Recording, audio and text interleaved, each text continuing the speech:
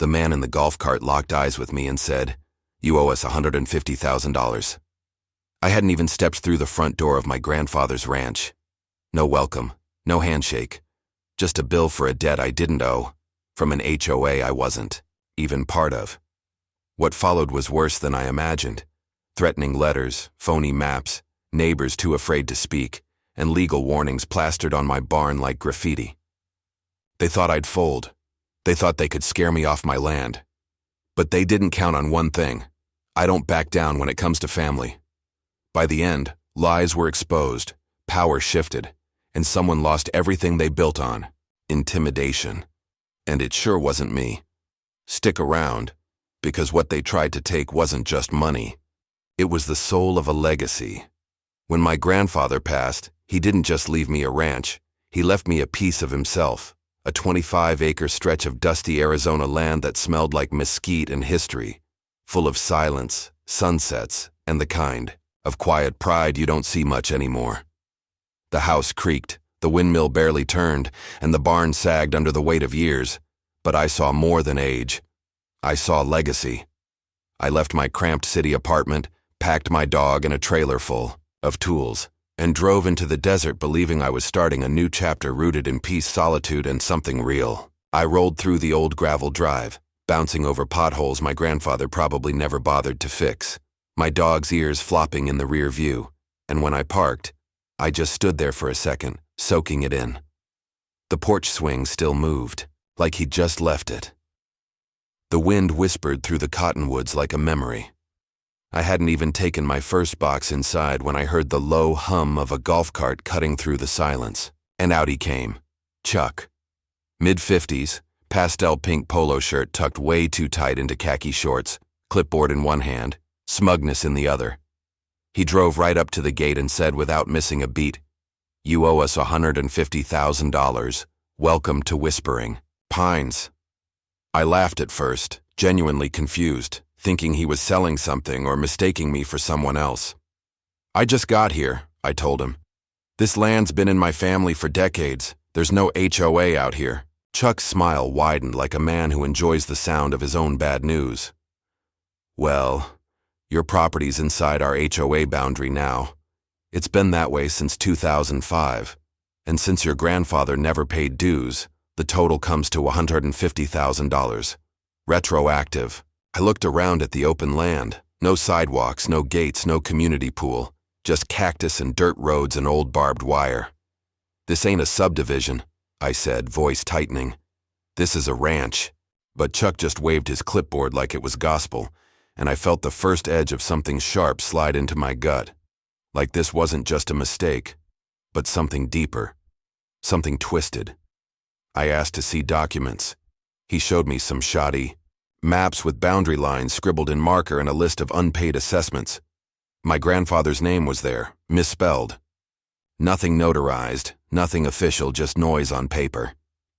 But Chuck didn't blink. "Ignorance doesn't exempt you," he said, flat as concrete. "We've already voted. You're inside our community now." The arrogance, the entitlement, the way he looked at me like I was just another line item to bully into compliance. It burned. I spent the next few days digging through my grandfather's files, calling the county, tracing every deed, plat map, zoning record I could get my hands on, and what I found made my blood run cold. Not only had the HOA never legally annexed our land, but Chuck had been targeting multiple properties on the outskirts, coercing people into paying fake dues under threat of legal action. Some neighbors had caved out of fear. One elderly widow, down the road, even signed over part of her land just to get them off her back. I decided I wasn't going to be another victim. But before I could act, things escalated. My mailbox was smashed. I found tire tracks on my property, deep ruts like someone had driven up to my barn in the night. And then my dog, my loyal companion, disappeared for 3 days. When he came limping back, covered in burrs and shaken, I knew this wasn't just about money anymore. It was war. I called the sheriff, who said the HOA had broad powers and suggested I work it out amicably. I felt abandoned, disrespected, and alone. But something deeper than fear kicked in, a sense of duty, not just to my grandfather, but to every neighbor too afraid to speak up. I hired an attorney, someone with grit and a personal grudge against corrupt HOAs, and together we started building a case. But just when I thought I had the upper hand, just when I was ready to expose Chuck for every lie and illegal move, my attorney called, her voice shaky. She said someone had just submitted a document to the court, a handwritten letter allegedly, from my grandfather, dated 2006, saying he agreed to join the HOA. The signature matched his exactly, but I know for a fact, he never wrote it. I'd seen every scrap of paper he ever touched. And that letter? It's a forgery, which means someone's not just playing games, they're rewriting history to bury the truth. And now I have to prove that letter's a lie before I lose everything. At first I actually laughed, it was that ridiculous. I told the man, who finally introduced himself as Chuck, that there must be some kind of mistake. My granddad never paid into an HOA, I said firmly, standing there with dust on my boots and keys still in my hand. This ranch has been in our family since the 80s. No HOA, no board, no votes. Just cows, wind, and the same gravel road my grandfather built himself. But Chuck just tilted his head and gave me that tight little smirk people wear when they think they've cornered you. Doesn't matter, he said, like it was some kind of magic phrase. Whispering Pines was established in 2005. All properties within the revised boundaries fall under our jurisdiction now. Your grandfather didn't pay. Now you inherit the balance, $150,000. I blinked, stunned. Revised boundaries? I asked, my voice catching in my throat. That's when he handed me a heavy folder thick with printouts, survey maps, and Excel spreadsheets that looked official enough to fool someone at a glance. But the more I flipped through, the more it felt off. No signatures, no county stamps, no letters addressed to my grandfather. Just color-coded lines on a map that had mysteriously crept over into our land, drawn by an HOA board that, as far as I could tell, had voted among themselves to claim more, ground like it was some backyard game of Monopoly. We were never notified, I said. There's no contract, no agreement. Chuck didn't flinch. Ignorance doesn't exempt you, he said, flat as stone. This is how we maintain property values and order. You're part of the community now, whether you like it or not. I felt something twist in my gut, not just disbelief, but a gnawing dread I couldn't shake. This wasn't about maintaining property values. It felt like a shakedown. And Chuck's entire demeanor made it worse. The way he stood there like he owned my land, like I was just another holdout he'd wear down. The sense of dignity and pride I'd felt inheriting this ranch was slowly being drowned in paperwork and threats, and I couldn't help but think, how many others had this guy bullied into submission? I pressed him. Why hadn't we been notified? Why hadn't my grandfather received so much as a letter? He shrugged again and said something that stopped me cold. Sometimes the older folks forget what they sign. Your grandfather was a sweet man, but these things happen. That wasn't just disrespectful. It was filthy. My grandfather never forgot anything. He kept records in a metal cabinet sorted by year and handwritten logbooks of every repair, every tax payment, every neighbor dispute.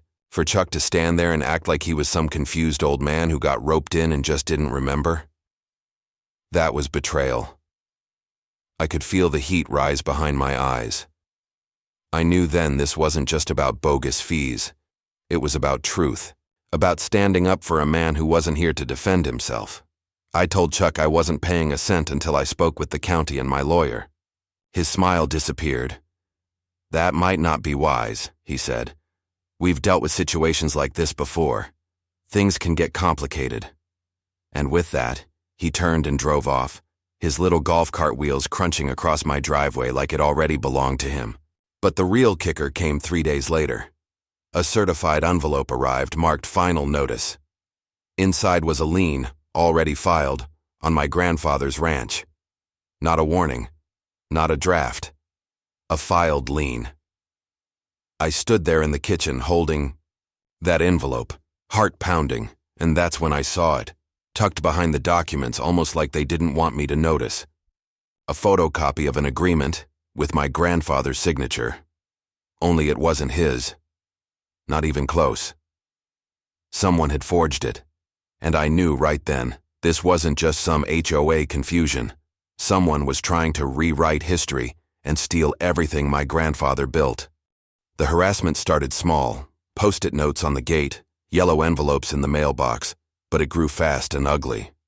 Within a week, I was getting daily notices, most of them marked urgent, final warning, or action required, written in bold red ink like some kind of hostile takeover memo. I found one slapped onto my barn door, flapping in the wind like a death notice, reading, "Legal action imminent." Signed, of course, by Chuck. It wasn't just about paperwork anymore. It was about intimidation. And it worked, at least on the neighbors. I knocked on doors looking for someone, anyone, who might help, who remembered the old days, who knew my grandfather. One woman, older, eyes darting like a scared cat, whispered that Chuck had threatened to fine her $500 a day for putting up. A chicken coop said he'd shut her down if she didn't remove it by Monday. She warned me to be careful. Chuck plays dirty and he has friends in places that matter. Other neighbors barely cracked their doors, and a few wouldn't open them at all. The more I pushed, the more I realized Chuck wasn't just running an HOA. He was running a kingdom built on fear, and I was his new enemy. But I wasn't backing down.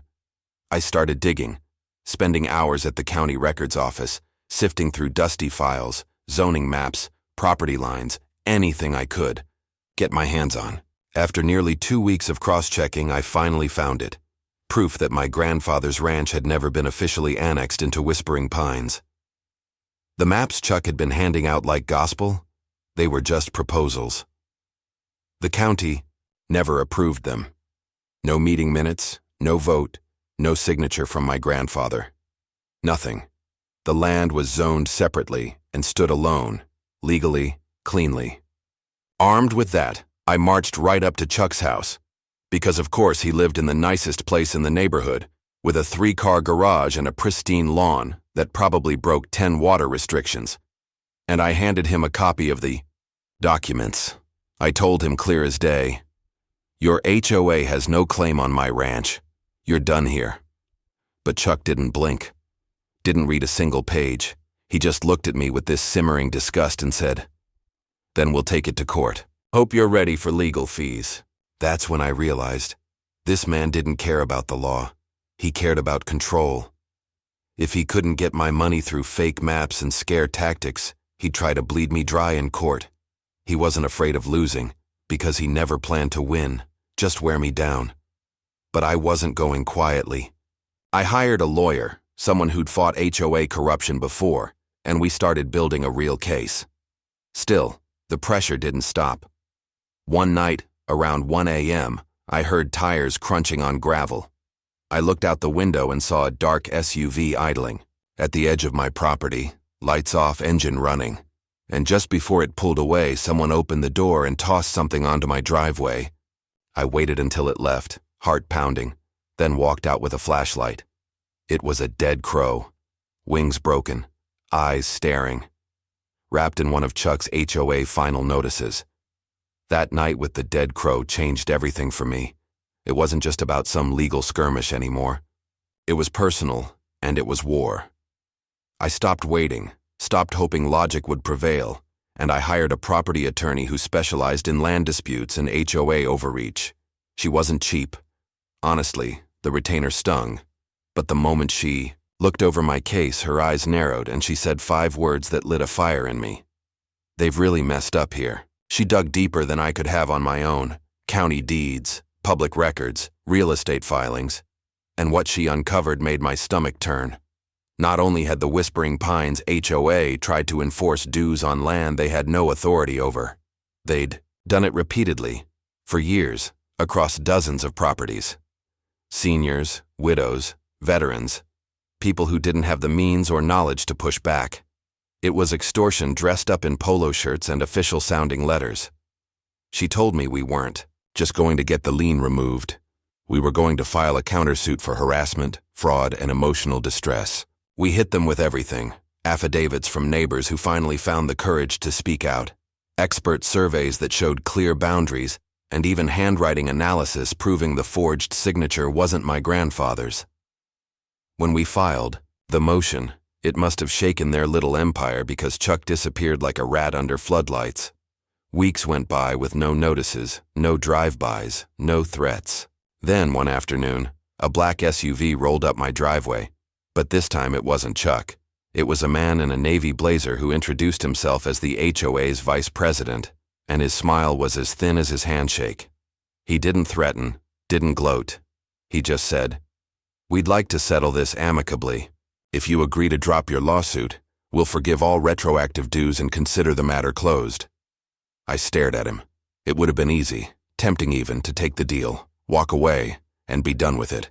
But that ranch wasn't just dirt and fencing. It was the last thing my grandfather left me, and I wasn't going to let a gang of petty tyrants soil his memory. I told the man no, not for money, not for peace, for principle. The case went to court. My lawyer was a force of nature. She laid out every forged map, every manipulated record, every act of coercion like a prosecutor exposing a crooked cartel. We had neighbors testify, some trembling, some furious, about how they'd been lied to, fined, and intimidated into compliance.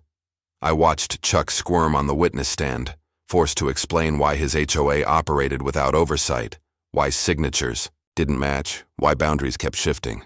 The judge didn't need long, less than a day. He ruled in our favor on every count. The lien was void. I owed the HOA nothing. In fact, they owed me. The court ordered them to pay all my legal fees and issued a public reprimand for fraud and harassment. But as I walked out of that courtroom, relief barely had time to settle before my attorney pulled me aside. She handed me a sealed envelope marked "Anonymous Tip." Inside were scanned documents, emails, internal memos, and a ledger showing payments made by the HOA to local county employees dating back years, bribes, cover-ups, influence, and at the very top, a name I hadn't expected, the town's zoning commissioner, and Chuck's brother-in-law. After the verdict, it was like the entire town exhaled. Chuck was stripped of his HOA presidency in a landslide vote, and as it turned out, the retroactive dues were just the tip of the iceberg. He'd been using HOA funds for personal expenses, fancy dinners, weekend getaways, and even payments to his brother-in-law in zoning to fudge map boundaries. The new board swept in like a cleansing wind, and for the first time, people weren't scared to speak up. Neighbors who had once avoided eye contact at the mailbox started stopping by with homemade pies, firewood, and quiet thank yous. One older man, a Vietnam vet who'd lived 2 properties over for decades, told me, "I thought I'd die before anyone stood up to them." The ranch, my grandfather's legacy, slowly became mine in more than name. It became a sanctuary again. I rebuilt the barn with my own hands, repaired every fence post, even planted wildflowers along the front gate where that first ridiculous notice had once been nailed. The air felt different, lighter, cleaner. I'd wake up early just to sit on the porch with coffee and watch the sun roll over the hills, the same way my grandfather must have for years. But the real transformation wasn't in the land. It was in me. I walked taller, thought clearer. There's something about facing people who try to take what's yours and refusing to bend that etches a kind of steel into your bones. I realized I hadn't just inherited acreage. I'd inherited a way of life that demanded grit, heart, and the courage to say no when it matters. That lesson stayed with me. It made every nail I drove into a board mean something. Every inch of fence I repaired felt like reclaiming something deeper. Respect, not just for my grandfather, but for myself. But just when I thought the storm had passed, my attorney called. Her voice was sharp, urgent. She told me the investigation into Chuck's dealings had unearthed something much bigger, something connected to county officials, real estate developers, and a quiet but steady flow of money being funneled through shell HOAs to influence land use decisions across the state. My little fight had accidentally uncovered a machine, she said. They're trying to bury it now, quietly. But if you're willing, this could go far beyond whispering pines. I stood there in the kitchen, phone to my ear, looking out at the field my grandfather once plowed by hand, and I knew. The fight wasn't over. It had just begun. So if this story hit something in you, if it stirred a fire you thought had gone out, hit that like button, subscribe, and stay tuned. because what we found next didn't just shake a dusty little HOA. It cracked open a system that's been hiding in plain sight. And trust me, what's coming will blow this wide open. If this story hit a nerve, if you've ever felt pushed, around, disrespected, or backed into a corner just for standing your ground, then you know exactly why I couldn't back down. This wasn't just about land or money. It was about dignity. It was about honoring my grandfather and refusing to let petty power plays rewrite what's right. So if you found strength in this story, if it made you feel seen or reminded you of what really matters, then do me a favor. Hit that like button, subscribe to the channel, and turn on notifications, because I've got more real stories coming. Stories of justice, betrayal, and people who fought back and won. And trust me, you're gonna want to see what happens next.